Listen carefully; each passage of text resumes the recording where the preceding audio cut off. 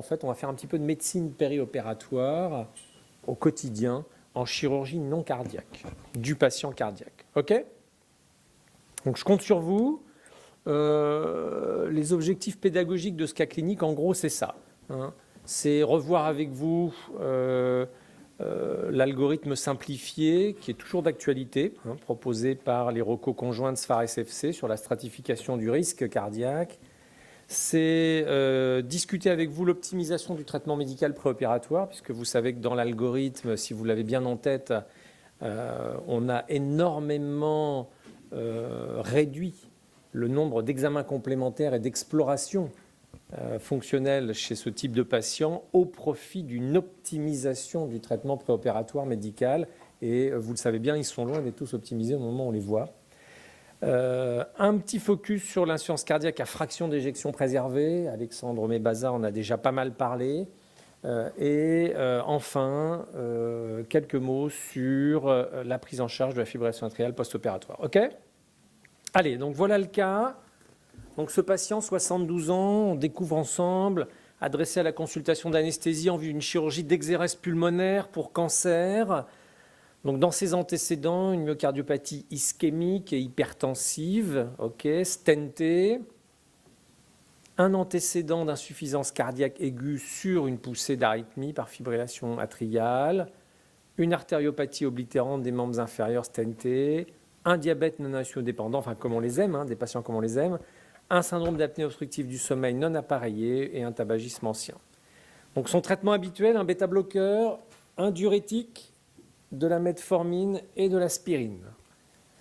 Donc à la consultation, quand vous le voyez, vous avez sa pression artérielle, sa fréquence cardiaque, sa SpO2 en air ambiant, il est en bon état général, son IMC est à 27, il n'a pas de douleur thoracique.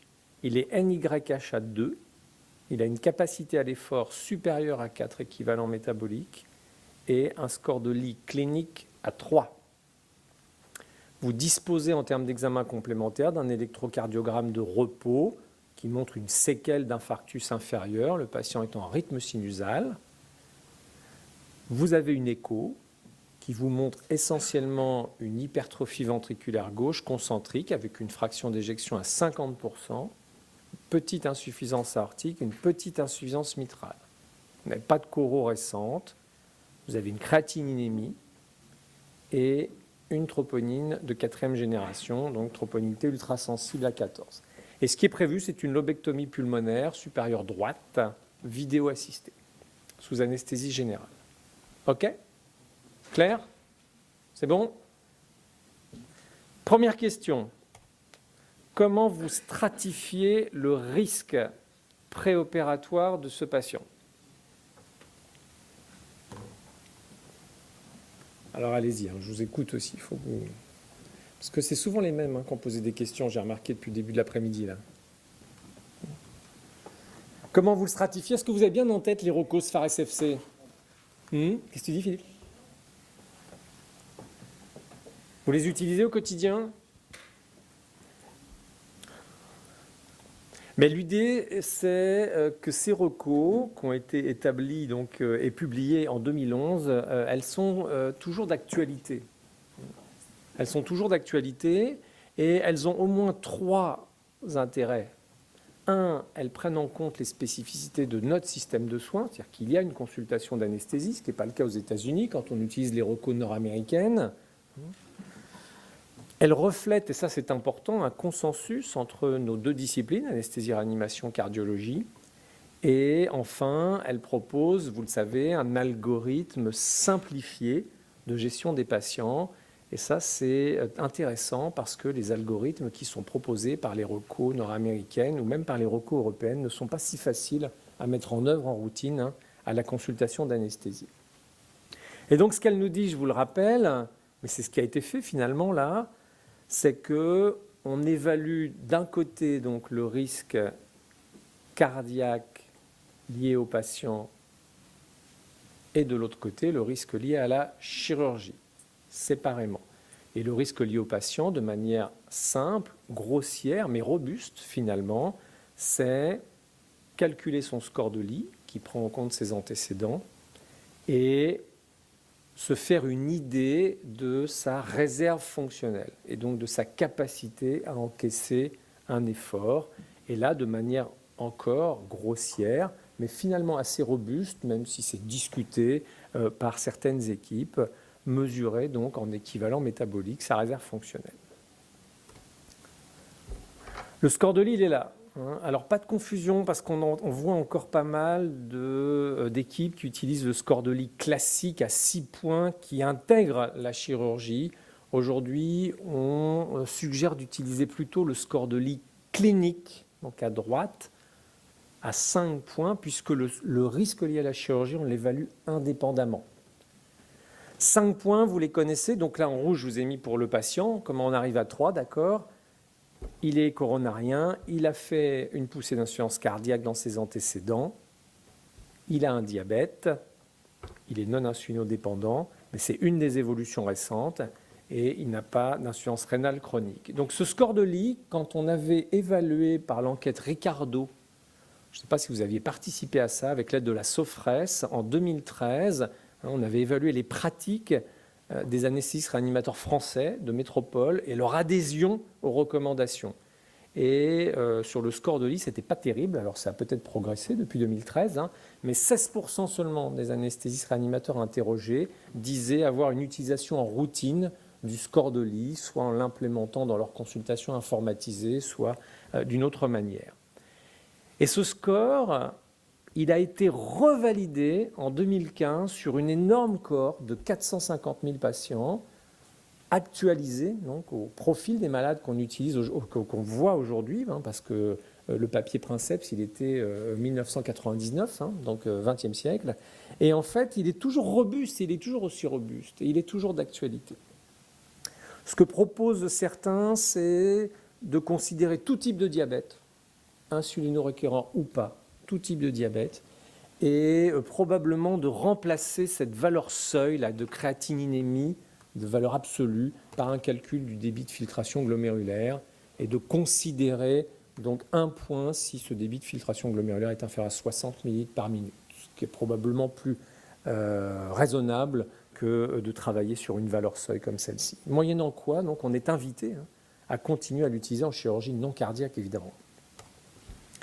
Et puis la capacité à l'effort, vous connaissez, donc c'est assez facile avec une ou deux questions simples. Là encore, c'est un peu grossier, mais c'est robuste, c'est pour ça que c'est intéressant. Et finalement, donc, ce patient, on l'a dit, il est au-dessus de 4 mètres, ce qui veut dire qu'il est capable d'avoir donc, une activité modérée. Et ça n'est pas associé à un surrisque individuel. Et puis surtout, ça permet ensuite de décliner l'algorithme. Si vous n'arrivez pas à l'évaluer, eh bien, vous considérez par défaut que le risque est élevé. Et puis le risque lié à la chirurgie, ça c'est la dernière classification, donc il y en a eu plusieurs qui se sont succédés dans la littérature. Donc vous voyez que la chirurgie thoracique, si ça n'est pas une pneumonectomie, eh bien c'est du risque intermédiaire. Intermédiaire, ça veut dire que c'est basé sur donc, la probabilité pour le patient de faire une complication cardiaque grave post-opératoire dans les 30 jours qui est entre 1 et 5%. C'est ça que ça veut dire. Donc avec ces quelques éléments simples, eh bien, il est facile finalement de répondre à la question initiale et de dérouler cet algorithme simplifié, alors qui selon les publications peut être présenté de manière pas toujours dans le même ordre, mais finalement on arrive toujours au même résultat. Donc c'est une chirurgie non urgente, on est d'accord. Le patient est stable, vous l'avez vu à la consultation. Il a un score de Lee élevé, à 3. Ça veut dire qu'il faut donc considérer, quel que soit le risque lié à la chirurgie, sa capacité fonctionnelle, qu'il a est bonne. Et donc il peut être proposé à la chirurgie sans examen spécialisé complémentaire, sans nouvelle coronarographie, sans épreuve d'effort, moyennant l'optimisation du traitement médical préopératoire. Vous êtes tous d'accord avec ça ? Donc, je ne sais pas comment vous fonctionnez, mais à Lyon, donc, on a implémenté de manière systématique en chirurgie thoracique et en chirurgie vasculaire le score de lit dans le logiciel Diane, et on a dans les cabinets de consultation cet algorithme pour mémoire qui est donc disponible et qui permet aux médecins qui consultent de bien l'avoir en tête et de pouvoir donc appliquer un modèle pour les patients qui soit à peu près homogène. Et qui en tout cas nous donne une stratégie par rapport à des prescriptions d'examens complémentaires qui sinon parfois peuvent partir un petit peu dans tous les sens et qui sont souvent prescrits par excès. Et je ne vous l'ai pas mis dans le cas clinique, mais on avait fait un travail qu'on a publié il y a 2 ans maintenant, où on avait montré que recourir au cardiologue n'est absolument pas la solution, puisque les cardiologues connaissent mal en fait, ces recommandations. Leur société savante y a pourtant participé. Et donc, ils vont soit demander par excès lorsque ça n'est pas nécessaire, ou peut-être pire finalement, louper parfois lorsqu'il le faudrait, des examens type épreuve d'effort ou coraux ou équivalent. Donc on ne peut pas se décharger de ça. Je ne sais pas si, comme le disait Alexandre Ouattara, il faut suivre les malades en post-opératoire pendant 1 mois, 2 mois, 3 mois, mais en tout cas, ce qui est sûr, c'est que sur cette évaluation préopératoire, on a un rôle tout à fait majeur à jouer. Alors justement, comment vous jugez le traitement préopératoire de ce patient? Je vous le remets là. Votre avis? Un bêta-bloqueur, un diurétique, de l'aspirine, la metformine. Qu'est-ce que vous en pensez? Et qu'est-ce que vous en faites? Vous voulez vous exprimer, non? Là-dessus? Les 4 médicaments du coronarien, c'est quoi? Alors ça, pour le coup, ce sont les cardiologues qui nous l'ont appris. Les 4 médicaments du coronarien, donc les bêta-bloquants, les agents antiplaquettaires, les IEC, les statines. Et on a des données issues de la littérature cardiologique qui sont très robustes, qui nous montrent que ce ne sont pas du tout des médicaments facultatifs, évidemment, et qu'on ne peut pas décider comme ça parce que ça nous arrange de les continuer ou de les arrêter ou de les supprimer, parce que dès qu'on modifie ce traitement de fond idéal théorique du coronarien, eh bien on a un impact immédiat sur la survie. Et que donc ça n'est pas du tout à traiter par-dessus la jambe, et que même s'il y a des choses des fois qui nous arrangeraient, l'idée n'est pas d'adapter le malade au docteur anesthésiste, mais plutôt la pratique du docteur anesthésiste au malade qui est en face de lui, on est bien d'accord. Donc les bêta-bloqueurs, les agents antiplaquettaires, il en a, il n'a pas d'IEC, il n'a pas de statine. Alors qu'est-ce que vous faites de son bêta-bloqueur? Continuez, vous l'arrêtez? Vous ne voulez pas vous prononcer? Vous en foutez? Qu'il continue? Ouais. Donc ça, c'était un message qui était déjà très très bien passé en 2013 dans Ricardo. 96% des anesthésistes réanimateurs français interrogés disaient « Je poursuis le traitement bêta-bloqueur chez le patient chroniquement traité sans l'interrompre jusqu'au matin inclus de l'intervention ». Alors le discours est peut-être un tout petit peu à moduler parce que, comme ça a été dit, je l'ai entendu, ça n'est pas parce qu'un malade est sous bêta-bloqueur qu'il est correctement bêta-bloqué. Donc peut-être qu'il faut avoir aussi une exigence de fréquence cardiaque cible. Et on l'avait montré ça et on l'avait publié. En fait, même lorsque l'on a cette attitude au niveau d'une équipe, à l'échelle d'une équipe, eh bien, quand on regarde le matin à l'arrivée au bloc opératoire, les 2 tiers seulement des patients sont effectivement sous bêta-bloqueur et bêta-bloqués, c'est-à-dire dans les recommandations avec une fréquence cardiaque cible qui est inférieure à 80 battements par minute. Et il y en a 1 tiers qui ne sont pas en fait, à l'objectif. Alors la plupart sont plutôt sous-dosés, donc plutôt tachycardes. Vous avez vu celui-ci à la consultation, je ne sais pas si c'est l'effet blouse blanche, mais il y a une fréquence cardiaque de repos à 92, qui sont plutôt sous-dosés. Alors ceux-là, j'ai envie de dire, ils ne sont pas très inquiétants parce que finalement, on a une possibilité, nous toujours, c'est au bloc opératoire, s'ils ne sont toujours pas à l'objectif en termes de fréquence cardiaque une fois endormis, c'est d'introduire éventuellement un bêta-bloqueur injectable à demi-vie très très courte, l'esmolol, ou maintenant le landiolol, et ajusté sur un objectif de fréquence cardiaque. Le problème, c'est ceux qui arrivent surdosés, qui sont bradycardes. Parce que là, on n'est jamais sûr qu'on va pas ou qu'on n'a pas induit ce qu'on appelle de l'incompétence chronotropique, donc pharmacologiquement induite, qui vont obérer les possibilités pour le malade de s'adapter à une augmentation de son débit cardiaque par l'accélération de la fréquence cardiaque, parce qu'il va être anémié, parce qu'il va avoir mal, parce qu'il va être un peu hypovolémique, parce que. Et donc ces malades surdosés, à mon avis, posent un vrai problème. Ce qui fait que, alors on n'en est pas encore là à Lyon, à l'échelle de l'équipe, mais moi en tout cas, je donne plus systématiquement le bêta-bloqueur, on est entre nous là, jusqu'au matin de l'intervention. C'est assujetti à la fréquence cardiaque de repos du patient, et s'il est à l'objectif, il ne reçoit pas son bêta-bloqueur le matin de l'intervention. Je ne sais pas si on ira vers ça, et ce n'est pas ce que disent les recommandations. Les recommandations, vous les connaissez, donc elles ont été bien assimilées par les anesthésistes réanimateurs. Mais je pense qu'il faut faire très attention à ce problème d'incompétence chronotropique pharmacologiquement induite par des bêta-bloqueurs à demi-vie longue. Et on voit des malades qui sont surdosés. L'aspirine, qu'est-ce que vous en faites chez lui? Vous l'arrêtez ou vous ne l'arrêtez pas? Qui l'arrête? Personne. Continuez tous. Aspirine faible dose, tout le monde continue. Ouais, c'est un bon reflet des pratiques françaises. Les recommandations, c'est pas il faut continuer l'aspirine, vous êtes d'accord? Les recommandations, c'est ça. C'est une évaluation individuelle et de préférence multidisciplinaire en discutant avec le chirurgien et le cardiologue, voire le biologiste, non pas d'une analyse bénéfice-risque, mais plutôt risque-risque entre un risque thrombotique, un risque hémorragique.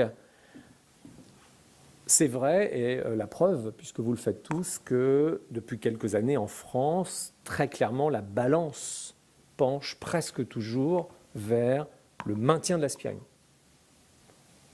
au prix d'un surrisque hémorragique qu'on considère comme acceptable.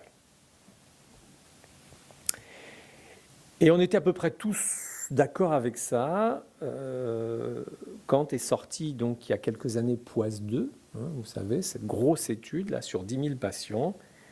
Et alors on peut discuter sur POISE 2 et sur certaines limites inhérentes à cette étude, mais patatras, 5 000 malades dans chaque bras, et en fait pas de réduction de la mortalité et des infarctus dans le groupe aspirine, mais en revanche un surrisque hémorragique significatif. Et c'est ça qui sortait de POISE 2 et qui donc quelque part remettait en question cette idée de garder l'aspirine chez ces patients.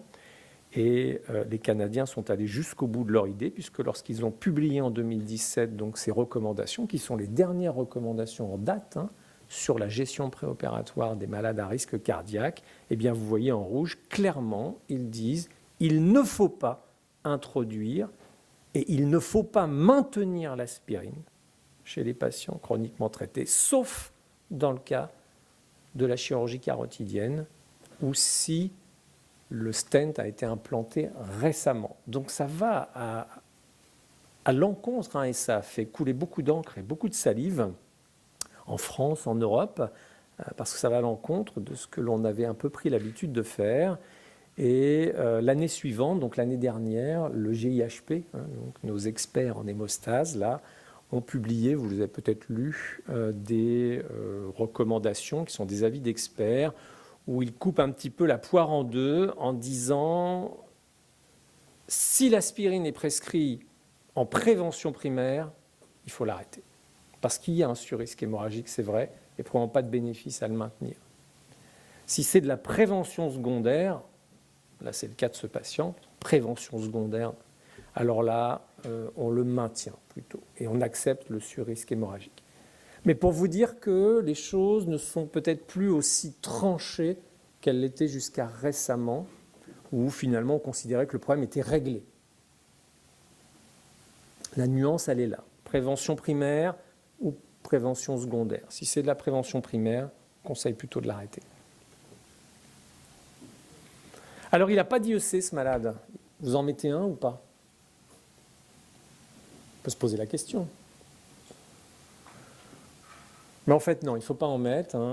Et les recos, elles le disaient déjà là, en 2011, il n'y a aucun effet bénéfique qui a été démontré à administrer ou à introduire un IEC ou un ARA2 spécifiquement pour la période périopératoire. Donc ça, il ne faut pas le faire. Après, s'il en avait un, donc vous savez que là aussi, il y a une évolution récente, parce qu'on vivait, nous, en France, avec les recos que vous avez là, où l'idée était plutôt on l'arrête si c'est prescrit pour une hypertension artérielle, et puis on discute au cas par cas si c'est prescrit dans l'insuffisance cardiaque pour savoir si on arrête ou on maintient. Quand c'est prescrit pour l'insuffisance rénale, on arrête. Et là encore, les Canadiens ont jeté le pavé dans la mare, et sur la base de la littérature existante, et il y a des données dans la littérature, eux considèrent qu'il faut l'arrêter, quelle que soit l'indication pour laquelle ils sont prescrits, en disant il n'y a aucune preuve dans la littérature d'un quelconque bénéfice pour les malades à maintenir. En revanche, il y a des preuves d'instabilité tensionnelle chez les patients lorsqu'on le maintient. Et donc leur conseil à eux, leur recommandation forte, c'est arrêter, dans tous les cas. Donc ce n'est pas ce que l'on fait nous, exactement.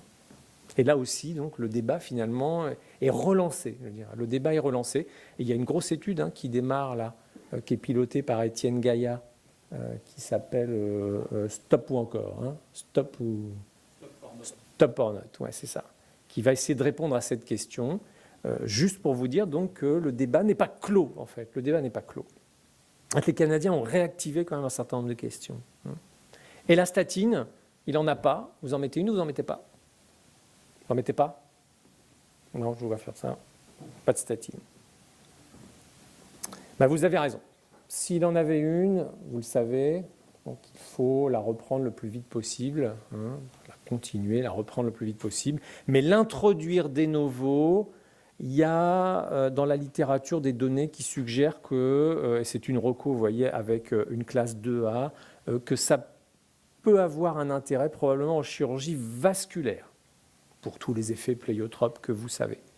Mais, et là, on est d'accord avec les Canadiens cette fois-ci, parce que ça, ce sont les recos européennes que je vous montre, on n'a pas suffisamment d'arguments aujourd'hui pour extrapoler à la chirurgie non vasculaire cette idée d'introduire une statine en préopératoire. Donc on le fait pour la chirurgie vasculaire, de préférence avec un délai d'anticipation de 2 semaines, à dose normale, parce que là aussi on n'a pas encore, ou pas suffisamment de données en littérature qui pourraient justifier des doses élevées introduites à court terme, mais on n'extrapole pas à la chirurgie non vasculaire. D'accord? Ok. Donc l'intervention s'est déroulée sans difficulté, le patient est extubé, en SSPI, il est transféré à l'USC. Je ne sais pas si ça correspond à votre pratique, mais nous c'est ce qu'on fait. Il ne saigne pas et son EVA est égal à 3. Le lendemain matin, le traitement par bisoprolol oral est repris à la dose habituelle. Le CG post-op est inchangé, sa troponine ultrasensible est à 64. Et en fin de journée de J1, donc, il passe en FA. Fréquence rapide, fréquence ventriculaire rapide, sans instabilité tensionnelle.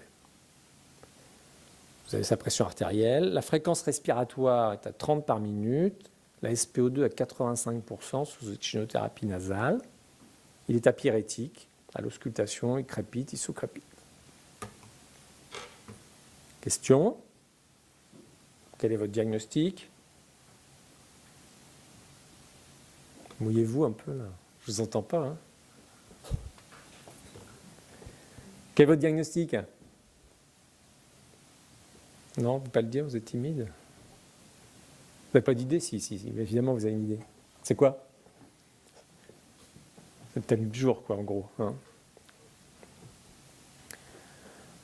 Donc une poussée d'insuffisance cardiaque aiguë, on est d'accord, post-opératoire, facteur déclenchant probable, AFA, chez ce patient, qui a une fraction d'éjection conservée, hypertrophique, une dysfonction diastolique vraisemblablement, c'est cohérent, ça vous va? Ça vous va. Et il y a une toute petite ascension, un tout petit mouvement de troponine sans modification électrique. Pour vous dire, vous vous rappelez ce qu'Alexandre vous a dit, l'insuffisance cardiaque à fraction d'éjection préservée, c'est un diagnostic donc, qui, au fil des années, n'a fait qu'augmenter pour dépasser aujourd'hui 50% des patients étiquetés insuffisants cardiaques, et finalement cette insuffisance cardiaque à fraction d'éjection préservée est même probablement devenue plus fréquente que l'insuffisance cardiaque à fraction d'éjection altérée.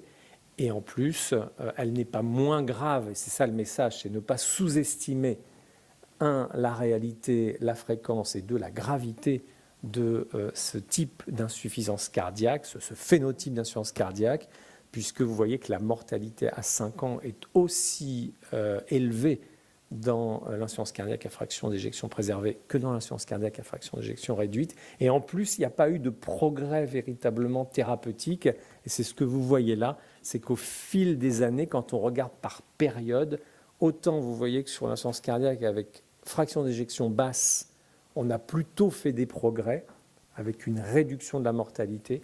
Sur l'insuffisance cardiaque à fraction d'éjection préservée, en revanche, on n'a pas fait de progrès. Quelle prise en charge vous proposez chez ce patient?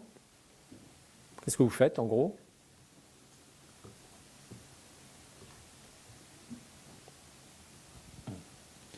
On va essayer Ils ne veulent pas jouer. On va essayer de le ralentir ou de voir de contrôler sa FA. Pourquoi pas avec de l'esmolol, vous en parlez tout à l'heure. Un bêta-bloqueur en première intention. Ouais, pourquoi pas. On a vu qu'il avait des paramètres hémodynamiques qui étaient satisfaisants. Ouais.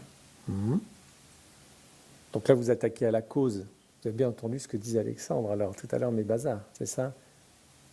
Ouais. Plus que le traitement symptomatique, dans l'insuffisance cardiaque à fraction d'éjection préservée, il faut essayer de traiter la cause. Et là, la cause, c'est probablement la FA. Moi, je suis assez d'accord, hein, on va voir. Puis lui amener un peu plus d'oxygène aussi, parce qu'on a une saturation qui est basse. Puis un peu de traitement symptomatique aussi. Et puis ça peut être le facteur déclenchant, l'hypoxie, qui a déclenché la FA également. Bon, tout le monde est d'accord alors? Il y en a un qui s'est mouillé? Ouais, tout le monde est d'accord? Donc là, évidemment, ce qu'on veut, c'est mettre l'accent sur l'AFA, parce qu'on n'en a pas encore parlé. Donc effectivement, vous avez vu, hein, ça, ce sont les recommandations donc, des organismes officiels sur l'insuffisance cardiaque à fraction d'éjection préservée, NYHA2. Le traitement de fond recommandé, ce sont les diurétiques, et il en a, ce patient, rappelez-vous, il est traité au long cours hein, par furosémide. Et puis surtout après, c'est la flèche que je vous ai mis là, c'est le traitement des facteurs déclenchants. Et un facteur déclenchant classique au cours de la période périopératoire, effectivement, c'est le passage en fibrillation atriale rapide, sans instabilité tensionnelle. D'ailleurs, il a déjà ça dans ses antécédents, ce qui est un facteur de risque prédictif indépendant hein, de nouvel épisode.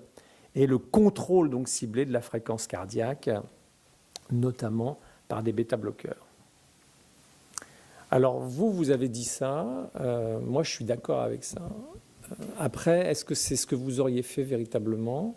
Et est-ce que c'est ce que tout le monde aurait fait en première intention? Ou est-ce que vous auriez fait de la myodarone? C'est vrai que les Français adorent la myodarone. Ils en font des caisses chaque année, des caisses.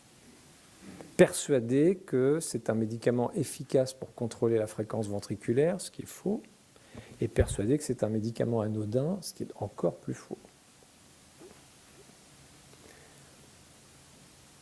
Donc, je vais vous montrer les dernières recos en date, qui sont celles que l'on applique actuellement, et puis vient de sortir ce mois-ci dans Anesthesia Analgesia, donc j'ai parcouru rapidement, les recommandations conjointes de la SCA, qui est la Society of Cardiovascular Anesthesiologists, donc nord-américaine,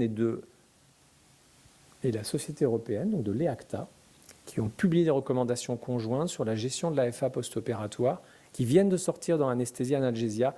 Honnêtement, il n'y a rien de nouveau et aucun scoop en particulier par rapport aux recommandations européennes de 2016 que je vous montre là et qui sont très claires. Hein, et elles sont allées en se simplifiant, les recommandations. Si on regarde sur les 10 dernières années, ou même maintenant sur les 12-13 dernières années, c'est allé en se simplifiant.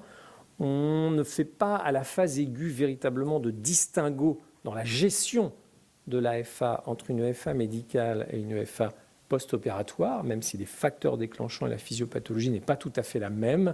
Et donc ce qui est recommandé, et ce sont des recos fortes, c'est de contrôler la fréquence ventriculaire. Donc c'est du faire ce qu'on appelle du rate control. L'objectif n'est pas d'essayer de réduire cette FA, qui est bien tolérée au plan tensionnel. Elle va de toute façon se réduire toute seule en moins de 24 heures dans plus de 50% des cas, et à J7 post-opératoire dans 95 à 98% des cas. L'objectif est donc de ralentir la fréquence ventriculaire, et ce qui est recommandé, c'est donc d'utiliser un bêta-bloqueur, ou en cas de contre-indication vraie au bêta-bloqueur, c'est-à-dire une situation où le bénéfice-risque sera en défaveur, envisager un médicament comme le diltiazem, en tout cas des médicaments chronotropes négatifs. Alors vous avez vu dans l'arbre décisionnel et dans les algorithmes, on distingue bon VG supérieur à 40%, mauvais VG inférieur à 40%. La différence, c'est attention avec les bêta-bloqueurs quand la fraction d'éjection est altérée. Peut-être que les doses à utiliser doivent être moins, la titration du bêta-bloqueur, et puis pas de diltiazem quand il y a un mauvais VG, alors qu'on peut l'utiliser quand la fraction d'éjection est bonne. Et puis en deuxième ligne de traitement, si ça ne suffit pas, si vous n'arrivez pas à atteindre votre objectif, et l'objectif c'est un objectif de fréquence cardiaque cible raisonnable, là aussi, on dit aujourd'hui 110 par minute. Donc l'objectif là, sur le malade en FA, ce n'est pas comme le patient en rythme sinusal avec du risque cardiaque où on veut faire du contrôle ciblé de la fréquence cardiaque en se mettant entre 60 et 80 et où on sait que par tranche de 10 battements supplémentaires, on a de la surmorbimortalité. Là, on parle du malade en FA au cours de la période périopératoire. Et donc l'idée, c'est de ne pas complètement supprimer sa compétence chronotropique et donc de lui garder un peu de compétence chronotropique pour s'adapter à un peu d'anémie, un peu de fièvre, un peu d'hypovolémie, un peu d'hypoxémie, etc. Et donc la fréquence cible qui est proposée par les recos, c'est 110 par minute. Ramener la fréquence ventriculaire en dessous de 110 battements par minute. Ce n'est pas la peine d'être plus strict ou plus exigeant. Et donc deuxième ligne de traitement, la digoxine, en association avec le même objectif sur la fréquence cardiaque. La myodarone, vous voyez, elle a encore une petite place, mais bien moins finalement que ce qu'on lui attribue au quotidien. La myodarone, elle peut être utilisée pour faire du rate control, mais ça ne marche pas très bien, ça ralentit pas très bien. Et la niche, c'est le patient qui a vraiment un mauvais VG, chez qui on va pas mettre des bêta-bloqueurs. Sous de 30%, je ne sais pas si vous mettez des bêta-bloqueurs à 20% de fraction d'éjection, mais on hésite. Et puis sinon, l'indication de la myodarone, c'est quand on veut essayer de convertir la FA, la réduire.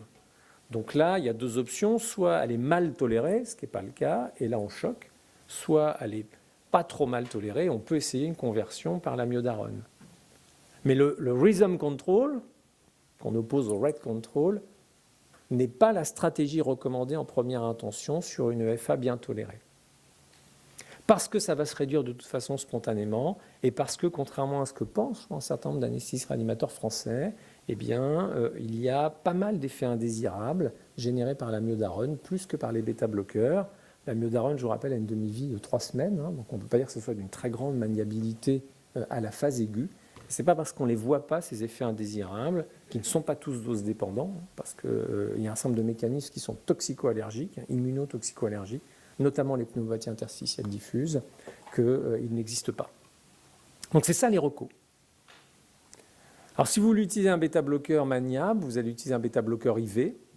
Donc en France, on avait l'esmolol, demi-vie d'élimination 9 minutes, d'accord ? Et puis maintenant, on a aussi donc le landiolol qui est arrivé, le Rapibloc. Je ne sais pas si vous avez déjà eu l'occasion de l'utiliser. Ça, c'est une revue systématique de la littérature qu'on a publiée il y a quelques mois. Ce n'est pas un nouveau médicament, le landiolol. Ça fait 15 ans qu'il est utilisé au Japon, ça fait déjà pas mal d'années qu'il est utilisé dans certains pays d'Europe. Mais en France, l'AMM est tout à fait récente et l'agrément en collectivité, surtout, à quelques mois. Ça date d'octobre 2018. Donc ça y est, il est là, il est disponible, ce Rapibloc. Est-ce qu'il est plus intéressant que l'esmolol ? Probablement oui. Plus intéressant au plan pharmacocinétique parce qu'il a une demi-vie ultra courte, 4 minutes, au lieu de 9 minutes. Il a un délai d'action qui est très très court, de moins d'1 minute. Il a une affinité, une sélectivité pour les récepteurs bêta-1 qui est encore 8 fois supérieure à celle de l'esmolol. Et surtout en termes de safety, c'est ça qui semble être le gros avantage du landiolol, c'est qu'il est beaucoup mieux toléré au plan hémodynamique, il y a beaucoup moins d'hypotension artérielle rapportée dans la littérature, et il est finalement beaucoup plus chronotrope négatif qu'inotrope négatif.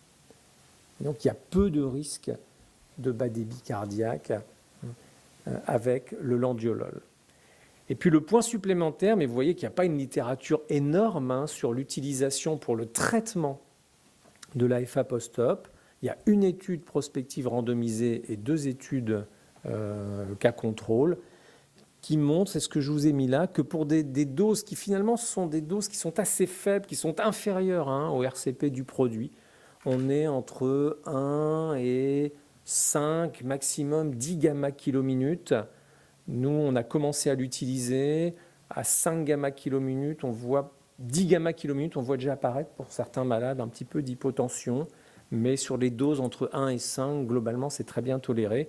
Et vous voyez qu'il y a un délai de retour en rythme sinusal qui semble raccourci quand on utilise le landiolol versus tout autre comparateur, on va dire. Amiodarone, esmolol ou contrôle, qui semble raccourci. Donc, ce qui pourrait être d'autant plus intéressant. Donc, je ne sais pas où vous en êtes, vous, avec le landiolol. Sur les hospices civils de Lyon, c'est simple.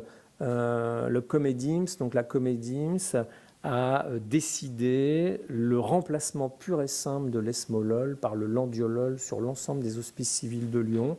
Et c'est effectif maintenant, puisque les stocks et les réserves en esmolol n'étaient pas très importantes. Et donc, à épuisement des stocks, on switch sur le landiolol. Donc, on est en train de le faire là, puisque les stocks arrivent à épuisement cette semaine, en gros.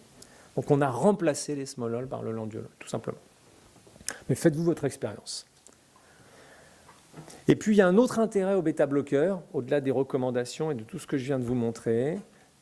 C'est plus du domaine de la recherche. C'est un travail qu'on a publié, qu'on avait réalisé dans le service, où on s'est intéressé aux aspects microcirculatoires, en posant la question, est-ce que l'AFA, dite bien tolérée, sans instabilité tensionnelle, et vous voyez que la pression artérielle, elle est effectivement, quand les malades sont AFA, ça marche ma flèche ou pas? Non? Sur l'AFA bien tolérée, la pression artérielle, donc, par définition, ici, est normale. Et quand les malades reviennent en rythme sinusal, quelques jours, quelques heures plus tard, eh bien, il n'y a pas de différence sur la pression artérielle. Donc, F1 dit bien toléré, on applique les recos, bêta-bloqueur en première intention. Là, c'était de l'esmolol dans cette étude. Nous, ce qui nous intéressait, c'était de savoir si, au-delà de l'absence d'effet macrocirculatoire, encore sur la pression pulsée, on peut s'interroger, est-ce qu'il y a des anomalies microcirculatoires liées à l'AFA? Et on a fait donc de la NIRS somatique couplée à des tests d'occlusion vasculaire. Et ce qu'on avait montré, c'est qu'effectivement, la NIRS somatique était plus basse pendant que les malades étaient en FA, et ça se corrigeait au retour en rythme sinusal, et surtout là, la vitesse de resaturation au déclampage lors du stress ischémique se corrigeait lors du retour en rythme sinusal. Donc ce qu'on appelle une FA bien tolérée aujourd'hui, par défaut, on est tous d'accord, c'est une FA qui ne génère pas d'hypotension artérielle. On pourrait discuter là-dessus pendant des heures, ça reste finalement assez grossier, mais en tout cas, dans ces situations-là, il y a probablement déjà au moins des anomalies microcirculatoires qui sont significatives. Et ce que l'on montrait donc dans l'étude, c'est que il n'y avait pas beaucoup de malades, c'est une étude pilote, donc vous voyez que ça ne sortait pas tout à fait significativement. Là, les P sont aux alentours de 0,06, 0,07, mais on voit une amorce d'effets dose dépendants de l'esmolol, donc à 25, 50, 100, 200 gamma-kilominutes sur la NIRS somatique, sur la RSO2 somatique et sur la vitesse de resaturation, donc sur la réactivité microcirculatoire. Les bêta-bloqueurs, donc qui sont utilisés conformément au ROCO pour contrôler la fréquence ventriculaire, pourraient avoir également des effets bénéfiques au niveau microcirculatoire qui, dans cette situation de FA post-op, pourrait être une raison supplémentaire finalement de les utiliser. Bon, ça c'est évidemment à confirmer, On est en train de faire un travail, donc on a commencé un travail là, évidemment avec le landiolol, où on fait du dose ranging de la même façon mais sur la prévention, cette fois-ci, de l'AFA. On travaille sur les effets microcirculatoires du landiolol. Allez, dernière question, parce que je vois que vous êtes épuisé par votre effort de participation à ce cas clinique. Et moi aussi, vous m'épuisez là. J'ai l'impression de ramer, c'est horrible. Faut-il décoaguler le patient, comme on dit à Lyon? Décoaguler. Et alors, Ludovic Drouet, tu sais, de la Paris, est venu donner une conférence à Lyon il n'y a pas longtemps et nous a dit, bien finalement, c'est probablement le vrai terme parce qu'on ne les anticoagule pas, on les décoagule. C'est vrai que c'est un tic de langage lyonnais, j'ai appris ça en arrivant là-bas. Donc, faut-il le décoaguler? Oui, non, quand, comment? Autrement dit, est-ce que vous anticoagulez une FA post-op? Si oui, à partir de quel moment et comment? Donc, merci pour vos réponses. Les recos sont 48 heures et puis parachenef vu qu'il a insuffisance rénale. Ok, c'est pas mal, hein, c'est pas mal. Les recos, les voilà. Donc vous avez les recos européennes et les nord-américains. Globalement, on est assez d'accord. Hein. Il faut effectivement prendre en charge une EFA post-op bien tolérée par du rate control avec un bêta-bloqueur et une anticoagulation. Il faut les anticoaguler. À partir de quand? C'est toute la question. Donc là, globalement, voilà les algorithmes qui sont recommandés actuellement. Si on est dans les 48 premières heures, certains disent pas d'anticoagulation dans les 48 premières heures. On peut être un tout petit peu plus fin et c'est ce qui vous est proposé ici, calculer le risque thrombotique lié au patient, le mettre en balance avec le risque hémorragique, lié au fait qu'on est quand même à la phase aiguë d'une chirurgie, là en l'occurrence thoracique, et selon le CHA2VAS, par exemple, décider de ne pas anticoaguler dans les 48 premières heures, ou alors éventuellement d'anticoaguler en pesant donc le bénéfice-risque. Au-delà de 48 heures, tout le monde est d'accord, il faut les anticoaguler. CFA post-op, et il faut les anticoaguler de manière prolongée, hein, au moins 4 semaines après le retour en rythme sinusal. Vous savez pourquoi ça?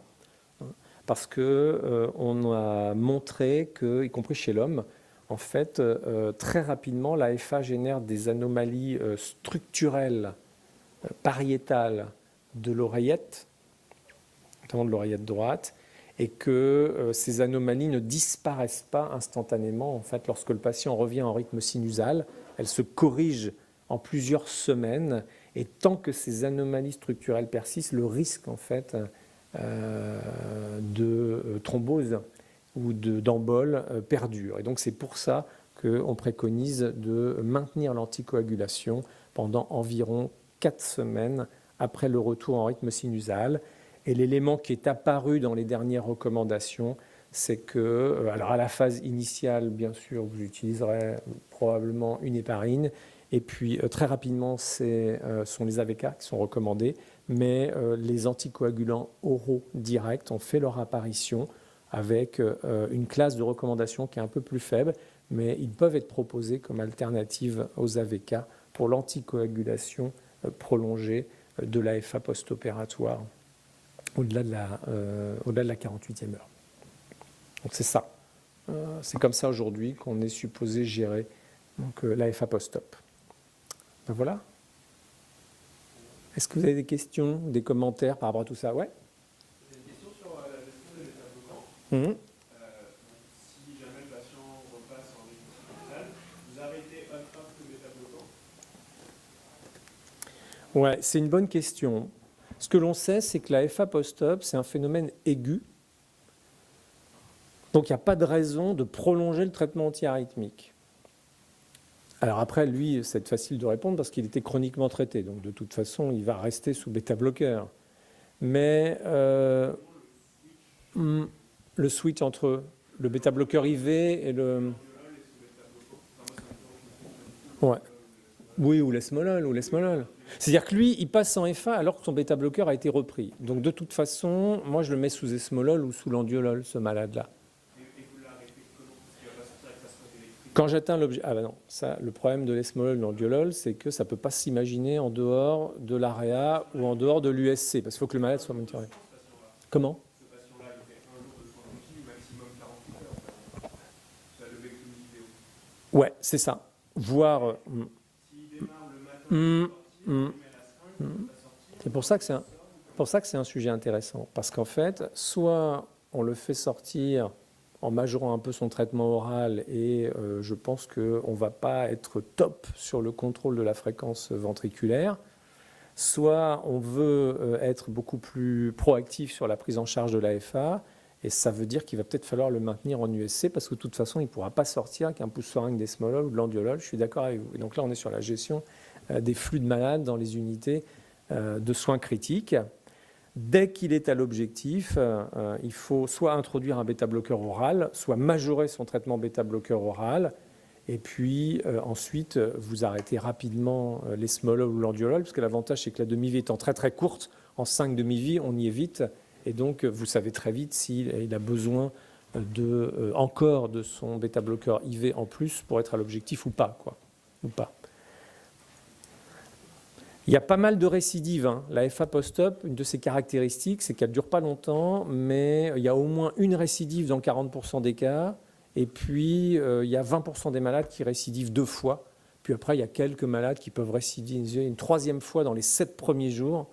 Et puis après c'est fini. Et les quelques pourcents qui restent en FA, alors c'est plus de la FA paroxystique, ça devient de la FA persistante. Et là, je pense qu'on rentre dans un domaine où il faut s'assurer... le concours d'un rythmologue parce qu'on sort du cadre et puis ça a pu être les mêmes médicaments. Ça a pu être les mêmes. Est-ce que tous vos collègues chirurgiens, quand ce patient sort, il repasse en état dans le service, alors que ça passe inaperçu peut-être. Et s'il le voit, Je les vois pas redescendre, moi. Je les vois pas redescendre pour ça, non. Mais il faudrait peut-être. Il faudrait, bien sûr. Bien sûr. Stéphane, ouais.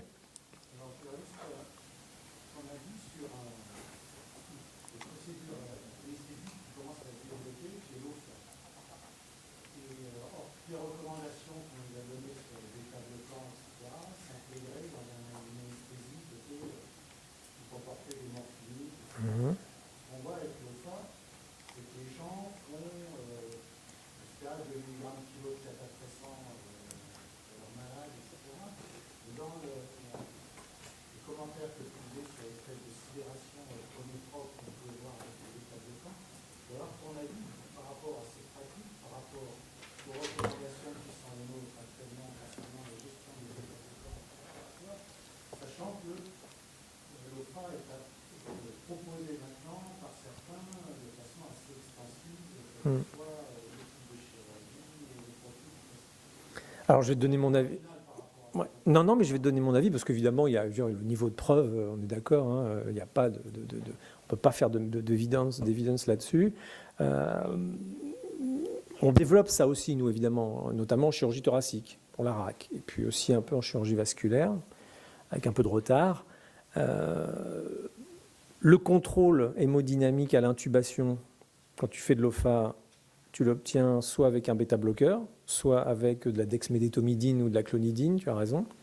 Et il y a une étude, à ma connaissance, publiée, donc c'est une première étude, c'est une étude chinoise, je crois, qui montre que en chirurgie cardiaque, donc c'est du post-op de chirurgie cardiaque, la dexmédétomidine réduit de manière importante l'incidence de l'AFA post-opératoire. Alors il y a un rationnel pour ça qui est assez cohérent, les effets anti-inflammatoires, les effets pléiotropes, la baisse du tonus sympathique, la baisse des taux de catécholamine circulante, etc. etc.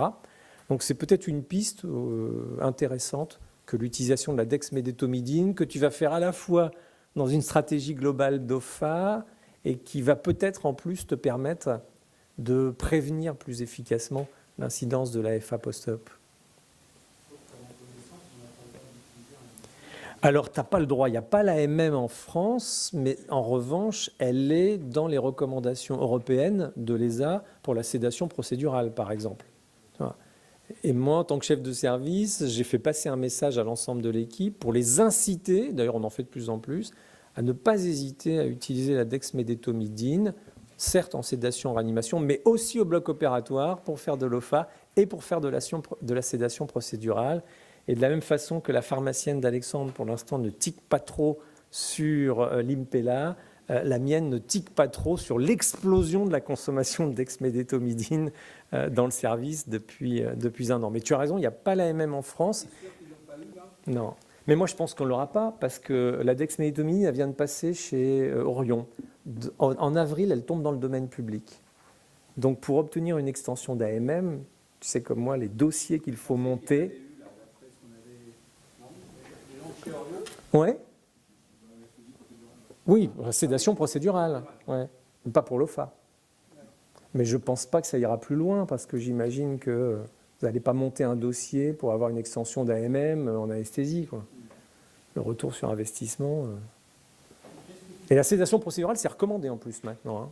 Enfin, ça fait partie de l'arsenal.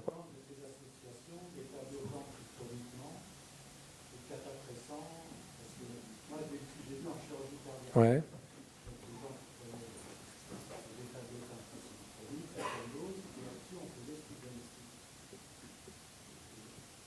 Et alors, tu as eu des gags? Non, on voit bien quand même que les fréquences cardiaques, voilà. On voit qu'assez rapidement, les gens sont mis sous vasopresseur, pas forcément avec des doses considérables, mais noradrénaline de façon assez rapide. Et je me demandais, il me semble un petit peu lourd en termes de répercussion sur la fréquence cardiaque. Nous, on ne fait pas de clonidine, on fait la dexmédétomidine. Quand même mieux toléré au plan tensionnel. Ça ne veut pas dire que ça te met complètement à l'abri parfois de... Moi j'ai une question bête, mais c'est vrai que sur les... Il n'y a pas de question bête. Le patient, on a considéré qu'il était quand même en état pulmonaire sur son état. Est-ce qu'on peut considérer que c'est bien toléré? C'est quand même modérément mal toléré. Ouais, c'est une bonne question parce que les termes, ouais, les mots ont un sens. Moi, je suis d'accord avec toi. Mais aujourd'hui, dans la littérature, on définit la FA bien tolérée comme une EFA sans hypotension artérielle. Alors qu'on peut se demander effectivement si à partir du moment où elle induit un édème pulmonaire cliniquement patent, elle est si bien tolérée que ça. Tu veux dire que tu l'aurais endormi pour le choquer? Moi, je ne suis pas choqué. Oui, ou alors c'est vrai que des fois on a des patients où s'ils ont mangé, si on a autorisé qu'ils mangent, c'est vrai qu'on peut endormir les intubés en crèche pour les choquer. Et c'est vrai que parfois on a tenté de faire de la cordamone, surtout chez ce type de patients avec une mauvaise tolérance respiratoire. Mais c'est pas interdit en fait. C'est pas interdit. Ouais. Ouais. Mon message, c'est on en fait beaucoup trop par rapport au niveau des recommandations et à la place qu'elles devraient avoir. Ça ne veut pas dire qu'il ne faut plus en faire du tout. Tu vois. Et puis,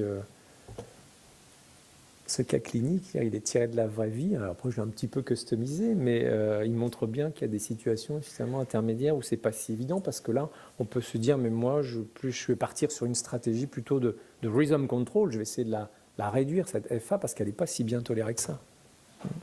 Et donc là, c'est la myodarone ou la cardioversion. Mais si tu fais une cardioversion, il faut leur dormir. Donc la myodarone, là, elle a peut-être sa place. Ouais. Mais il faut savoir pourquoi on la prescrit.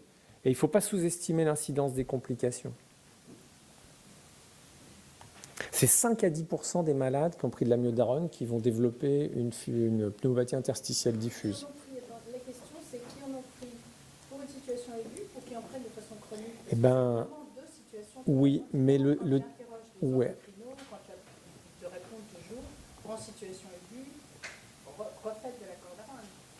Sauf que certaines complications, comme la pneumopathie interstitielle diffuse, répondent à un mécanisme immunotoxico-allergique qui n'est pas dose dépendant. Donc la réponse est, est-ce qu'on peut voir des malades développer secondairement en quelques semaines à quelques mois une pneumopathie interstitielle diffuse sur une utilisation aiguë? La réponse est oui, ça existe. Ouais. Mais certainement pas avec l'incidence que tu donnes. 5 à 10%? Non, ça c'est le total. C'est le total. Et 20% de ces pneumopathies évoluent vers le SDRA quand même, donc elles sont potentiellement graves. Hein. Ça, c'est que nous, on ne les voit pas. Ça fait longtemps que les malades sont partis, mais ça ne veut pas dire que ça n'arrive pas. Et pourquoi cette réserve sur les AOP? Tu penses que s'il y avait des recommandations en 2019, ce serait Peut-être, ouais, peut-être ça va évoluer. C'est parce qu'ils les ont introduits à partir de 2014-2016 en disant que ça peut être une alternative acceptable, mais avec un niveau d'évidence qui est plus faible parce qu'il y a moins de données en littérature. Sur la période périopératoire. Ouais. Tout le monde fait ça? Vous anticoagulez de manière prolongée, là, sur 4 semaines après? Vous saviez ça? Ouais. Ah, vous êtes fort. Bon, je sais pas, c'est l'heure, non? Sophie, tu veux venir à mon secours pour conclure? Ou Alexandre? Ouais, tu me prends de quoi? Non, je te laisse expliquer. Ah bah non. Ça y est, j'ai assez ramé, moi.